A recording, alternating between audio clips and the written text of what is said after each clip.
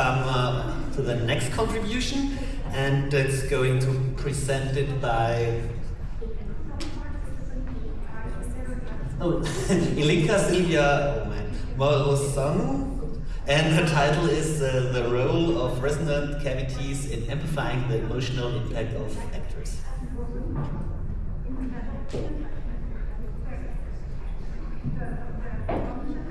Hello everyone, I am Ilinka Silvia Morosanu, and I am the manager of the project entitled The Role of Resonant Cavities in Amplifying the Emotional Impact of Actors. In our study, we monitored a group of actors for 30 days as they practiced resonant cavity control techniques daily. On the first and last day, their brain processes connected to the induction of emotion transmitted through the voice were monitored with MRI equipment. The measurements taken demonstrated that the intensity of the emotion transmitted through the voice on the 30th day was much higher than on the first day of the study. The transmission of emotion through the voice depends not only on the verbal skills of the speaker, but also on the receptivity, empathy of the listener. The mechanisms of transmitting emotions through the voice are based on its spectral composition, which can be improved by breathing techniques for the resonant cavities.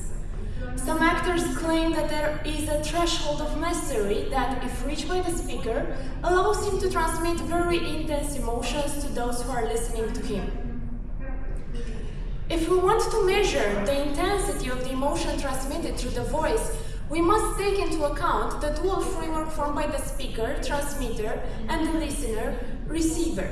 We can observe that a human evaluator analyzes only the emotions of the receiver from a subjective perspective. Instead, an AI algorithm that we developed analyzes from an objective perspective because AI algorithms do not have subjective perceptions or impressions about the speaker. With this algorithm, we can do a practical demonstration at the end of the presentation in case there are people who would like to try the app. Our algorithm can recognize different emotions in the speaker's voice and also can extract more than 10,000 parameters from its voice, while the human ear can perceive a maximum of 10 parameters. Here you can observe an indicative value for the signature of happiness, and here you can observe an indicative value for the signature of angriness. Our algorithm detects not only the type, but also the intensity of the emotion. There are 5 intensity classes, each with a distinct digital signature. To train the network, 60 volunteers, professional actors, sent 2 recordings for 30 days, 1 recording per day with the same positive emotion, and another recording per day with another emotion that was negative. In total, we received 1,800 recordings with positive emotion and 1,800 recordings with negative emotion. For this application, only the recordings with positive emotion were used.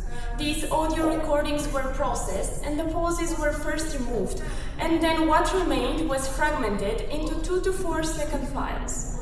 This resulted in over 36,000 files used to train the network.